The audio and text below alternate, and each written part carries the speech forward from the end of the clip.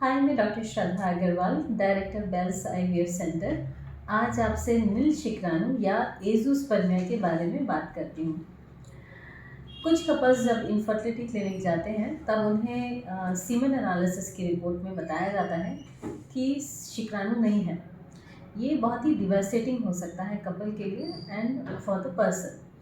तो मैं बताना चाहती हूँ कि इसमें क्या प्रॉब्लम्स हैं और किस तरह से इसका निवारण किया जा सकता है। तो जब ऐसी कोई रिपोर्ट आती है तो हमें ये मूल्यांकन करना चाहिए कि हमने सैंपल कलेक्शन कैसे किया था, 3 से 4 दिन एब्सटिनेंस करके प्रॉपरली सीमेन कलेक्ट किया था और उसको कितनी देर में उसकी एनालिसिस हुई थी। और इसमें एक हिस्ट्री इम्पॉर्टेंट होती है कि क्या जो हस्बैंड हैं उनको कोई मेडिकल प्रॉब्लम है, जैसे कि डायबिटीज़, रेस्पिरेटरी डिजीज़, या फिर कोई इन्फेक्शंस हुई थी जिसके कारण बुखार आया था, या कोई बहुत ही स्ट्रेस से गुजरे हैं, या फिर ऐसी चीज़ें जो उनके सेवन में आई हों, जैसे कि क्या वो बहुत सिगरेट लेते हैं, अल्कोहल लेते हैं, टोबैको का सेवन करते हैं, या उन्होंने बॉडी बिल्डिंग के लिए स्टीरॉयड्स लिए थे, या वो किसी ट्रीटमेंट को अंडरगो कर रहे हैं, जैसे कि किसी स्पेशल स्किन डिजीज़ के कारण कुछ मेडिसिन्स दी जाती हैं, या फिर कीमोथेरेपी जैसी डिजीज़ेस, या फिर उनका जो काम है वो इस तरह से इन्वॉल्व होता है कि उनको रेडिएशन का एक्सपोजर होता है, या फिर उनको पहले प्रॉब्लम्स रही हुई हैं। तो इन सब का एक मूल्यांकन हमको करना चाहिए देखने के लिए कि ऐसी रिपोर्ट क्यों आई। जब ऐसी रिपोर्ट आती है तो इसको हमें अगर इन्फेक्शन से ये कोई कारण मिलता है हमें, तो 3 महीने बाद हमको इसको रिपीट करना चाहिए। और अगर हमें कोई कारण नहीं मिलता है तो इसको हमें 2 हफ्ते में रिपीट कर सकते हैं, 2 से 3 हफ्ते में रिपीट कर सकते हैं। उसमें याद रखिए कि 3 दिन का एब्सटिनेंस हो, 3 से 4 दिन का, और आप सही से कलेक्ट करके और इसको मूल्यांकन के लिए दें। तो ये क्यों होता है? अगर हमसे पूछा जाए तो कि ये क्यों होता है, तो इसमें प्री टेस्टिकुलर कॉजेज़ होते हैं, जैसे कि ब्रेन हार्मोन्स कभी-कभी सही सेक्रीट नहीं करते। अगर वो हार्मोन्स अच्छे सेक्रीट नहीं करते तो टेस्टोस्टेरोन भी कम होता है और स्पर्म या शुक्राणु नहीं बन पाते। जो कॉमन कॉज होता है वो टेस्टिकुलर फेलियर होता है। टेस्टिकुलर फेलियर का मतलब है कि जो टेस्टिस हैं वह स्पर्म नहीं बना पा रही।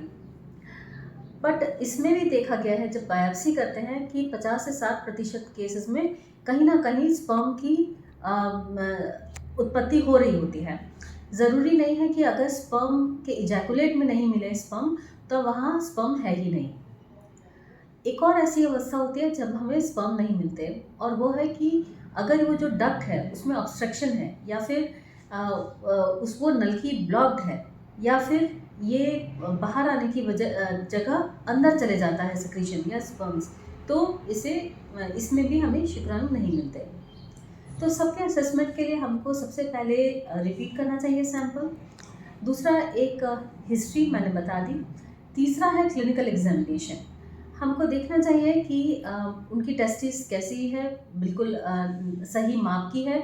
स्पर्मेटिक कॉर्ड पैल्पेट करके देखना चाहिए, जिसे हम वास डिफरेंस कहते हैं, और देखना चाहिए कि कहीं कोई वेरिकोसिल तो नहीं है। इससे हमें एक बहुत बड़ा आइडिया मिलता है। अगर हमें लगता है कि ऑब्स्ट्रक्शन है तो हमें एक अल्ट्रासाउंड भी कराना चाहिए, और अगर ये प्रूव हो जाता है तो हमको जेनेटिक डिजीज़ के लिए भी मूल्यांकन करना चाहिए। अगर ब्लॉक ट्यूब्स हैं तो सिस्टिक फाइब्रोसिस का एक टेस्ट होता है, वो हमें करना चाहिए। टेस्टिकुलर फेलियर में chromosome analysis and Y chromosome deletion जैसे जेनेटिक टेस्ट करने चाहिए। इवन अगर ब्रेन हॉर्मोन्स सेक्रीट नहीं होते हैं तो हमें इसका एक मूल्यांकन करना चाहिए और एक जेनेटिक असेसमेंट भी करना चाहिए। पर जब ऐसे केसेस होते हैं जहाँ पे ब्रेन हार्मोन्स एडिक्वेटली नहीं बनते, तो ऐसे केसेस को ट्रीट किया जा सकता है। उसमें हम बाहर से हार्मोन्स देके स्पर्म्स बना सकते हैं। जो दूसरा कॉज है टेस्टिकुलर फेलियर, उसमें हम हार्मोन असेसमेंट से तय करते हैं, लेकिन फिर हम टेस्टिकुलर बायोप्सी से जान सकते हैं कि स्पर्म्स है कि नहीं है। अगर स्पर्म्स मिल जाते हैं तो इसके लिए हम एक टेक्निक से इन्हें प्रेग्नेंट कर सकते हैं। इस हाई टेक्निक का नाम है इक्सी। इक्सी का मतलब है इंट्रासाइटोप्लाज्मिक स्पर्म इंजेक्शन। इस टेक्निक में एक स्पेशल मशीन की ज़रूरत होती है और बहुत ही मैग्नीफिकेशन में महिला के अंडे लिए जाते हैं और स्पर्म को टेस्टिस से निकाल के उसको टेस्टिस उसको अंदर डाला जाता है, स्पर्म को एग के अंदर डाला जाता है। तो ये टेक्निक बहुत सारे लोगों के लिए बहुत ही सफल टेक्निक है और ये हमारे पास भी उपलब्ध है। तो आप देख सकते हैं बहुत ही सारे केसेस में हम टेस्टिकुलर बायोप्सी या टेस्टिकुलर स्पर्म एस्पिरेशन से स्पर्म निकाल के हम इन महिलाओं को भी प्रेग्नेंट कर सकते हैं।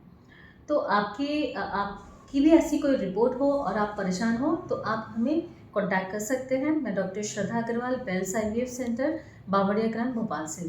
Thank you.